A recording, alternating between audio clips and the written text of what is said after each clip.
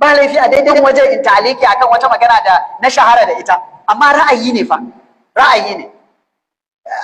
An shahara da nakalta daga waje na cewa ba na da ra'ayin malami ya shiga siyasa.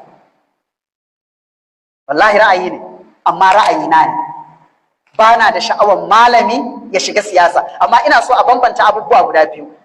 Ba na sha'awar malami ya shiga siyasa daban, ba na sha'awar mai mutum mai addini. Mai addini, watan malami a istilahin mu da muka saba da shi, mahaddacin alkur'ani, masanin fiqh da hadisi, wanda bai san rayuwar al'umma ba. Amma idan malami ya zama masanin addini ne, sannan kuma yana da wani janibinsa na rayuwar al'umma da ya shahara da shi ko ya fice a ciki, in ya je ya shiga siyasa saboda wancan janibin nasa, dama ba da sunan addini ya shiga ba. In ya kuskure, ba addini za a daura wa laifin wannan kuskuren nashi ba, kuskure ne saboda wancan abin da ya yi. To wannan ma mawdu'i ne mai zaman kansa. Ala kulli halin, abin da ake nufi da ilimi shine ilimin abin da ake bukata. Abu na biyu, ƙarfi da amana. Ƙarfi da amana. Da an ce ƙarfi, tun da mun sani dai ba dambe za a yi ba, to ana nufin ƙarfi na kwakwalwa, ƙarfi na iya riskan abubuwa, ƙarfi na abin da ake bukata, watan gwargwadon bukatan al'umma.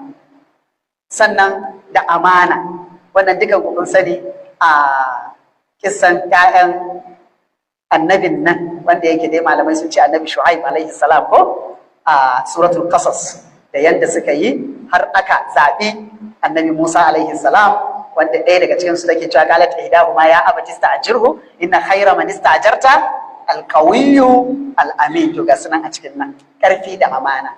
Shi ma a suratul Naml kafin nan, ifritun min aljinn ne yace, qala ifritun min aljinn ana atika bihi qabla an taquma min maqamika wa inni alaihi laqawiyyun amin. Saboda haka duka dai waɗannan sifofin duk wanda zai kaddamar da kansa yake kaddamarwa. Menene haƙoƙin shugaba akan masu talakawa? Dan har na ci kusan minti 40, 30 da wajen 5. Zan takaita su kawai akan haƙoƙi guda biyu. Biyayya, san wa ba'a. Wannan matsala ce mai tsawo, mai faɗi, mai magana da yawa a ƙarƙashinta.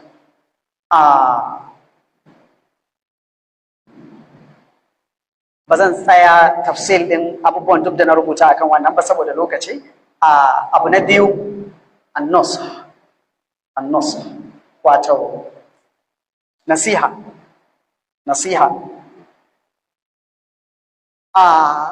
Akwai bambanci tsakanin nasiha da fallasa.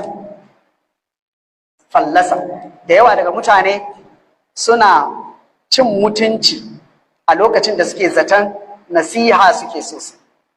Shi shugaba wato wanda Allah subhanahu wa ta'ala ya ara wa mulki. Dukan mu mun san kisan Fir'auna da Annabi Musa alaihi salam, yanda Allah subhanahu wa ta'ala ya aiki Musa wajen Fir'auna, amma yake gaya masa, ka gaya mashi magana da taushi, ko wa qula lahu qawlan layyinan la'allahu. Abin mamaki shine mai faɗin la'allahu ya tazakkaru aw yakhsha dinnan fa mahalicci ne, wanda ya san ba zai shiryun ba. Mahaliccinsa ne wanda ya san yanzu, ya san gobe, ya san ba zai shiryun ba, amma dan a koyawa al'umma ladabin magana da jagora aka gaya masa, ka yi masa magana mai taushi da Allahu ya tazakkaru aw yakhsha. Da haka yan uwa, na takaita maganan duk da sauran abubuwa saboda mu zo kai tsaye zuwa reality. Ina so in faɗi wasu abubuwa a takaici. Na farko, mu sani cewa zaben nan da zamu shaida ce da Allah subhanahu wa ta'ala zai tambaye mu a kai ranar tashin kiyama. Wanda ka zaba, kar ka ɗauke shi abin wasa. Yadda ake wasan nan, ana ba mutane kuɗi, ana raba musu omo da shuga su zaɓe. To ya tabbatar wannan omo da shugan da ya je ya karɓa ya zaɓi mutum saboda omo da shuga, to ya tabbatar suhuti.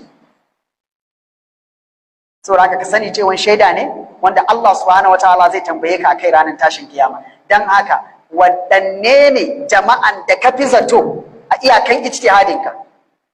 Manzon Allah sallallahu alaihi wasallam ma yana hukunci ce ya Allah wannan shine hukunci na a cikin abin da na sani, kada ka kama ni a cikin abin da bani da iko a kansa, ban sani ba. Wanne ne wanda ka fi masa zato adalci, kyautatawa al'umma, to ka gina akan wannan ka zaɓi shugaba. Wanne ne ka fi zaton zai iya yi wa al'umma abubuwan da ake zaɓen su don shi, to ka gina zaɓenka da shugaba akan wannan ma'aunin. Amma duk lokacin da muka mai da kanmu, wato muka makantar da idanunmu na hankulanmu, muka zaɓi mu gina zaɓenmu akan wannan irin hayaniyar da ake yi, mutane su rika ɗiban kuɗi millions billions suna watsa mana dan mu zaɓe su hau wasu kujeru wai su maganin matsalolinmu, to mun san cewa ba mu shirya ganin maganin matsalarmu ba. Domin kamar yadda na taba faɗa, ba zan taɓa iya fahimtar kishin ƙasa da son taimakon da za ta sa mutum ya dinga kwaso kuɗi yana ƙoƙarin sayan kujeran da zai je wa al'umma aiki a kanta ba.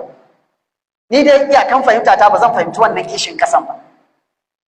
Surakayen uwa, muna da ƙalubale mai girma a gabanmu. Abinda ake faɗi na cewa wai ko ka zaɓa ko baka zaɓa ba za a zaɓa maka da ne da sauransu, irin waɗannan maganganun duk ba gaskiya ba ne.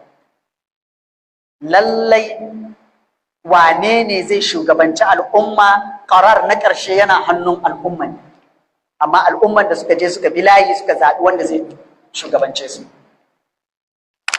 Ƙauracewa zaɓe, ka ce kai ba za ka yi zaɓe ba saboda wasu dalilai, to zai iya zama ƙara taimakon masu ɓarna akan ɓarna. Zai iya zama ƙara taimakon masu ɓarna akan ɓarna. Don haka mu yi ƙoƙari, domin ko ka yi zaɓen ko baka yi zaɓen ba, ranan da za a rantsar da shugabanni sai an rantsar da sabon shugaba. Rashin zaɓenka ba zai sa a ce an fasa rantsar da wanda za a rantsar ba. Da ke yan uwa, mu yi ƙoƙari mu zaɓi mutane akan cancanta, kuma kada mu, alhamdulillah nan kan wuri ne na wayayyu, saboda haka ba masu bukatan a faɗa masu wannan. Wato kada mu mai da kanmu koma bayan da muna jira wani ya ce mana ku zaɓi wani. Mu da kanmu mu duba, muna da hankulan kanmu, kuma kar mu gina zaɓenmu akan jam'iyya, kar mu gina. Dama a farkon magana na faɗi cewa demokradiyyar nan fa iya ƙoƙarinta take yi ta yi abin da yake daidai, amma kar ka ɗauka cewa komai nata daidai ne. Don haka idan mutum ya zo ya ce maka jam'iyya kaza za ka zaɓa daga sama har ƙasa, ta wata ma'auninsa wanda za ta iya zama kuma ba ma'auni ce wadda ta fi zama daidai ba, amma ka duba cancanta, ka duba cancanta. Ai ya ishe ku gane ba wata jam'iyya abin da yake faruwa yanzu. Ɗan takara nawa ne yanzu a cikin 'yan takara wanda da safe ba yana wancan jam'iyyan, da la'asar yana wancan, da daddare yana wancan, har wajen kamfen ma suna kuskuren faɗin jam'iyyansu, ko har wajen kamfen ma saboda tsananin sabawa da jiya suke can ɗin, ɗazu suke nan, yanzu suke nan. Don haka sai har sunan jam'iyyar ma ya rika cakuɗe masu wajen ambata saboda yawo. To kuma shi kenan sai mu koma ana yawo da mu, an taso daga nan a tafi da mu can, a taso da mu daga nan a tafi da mu can, ba mu da hankalin kanmu. Saboda yan uwa, lallai in za mu gina zaɓe, mu gina zaɓe akan wane ne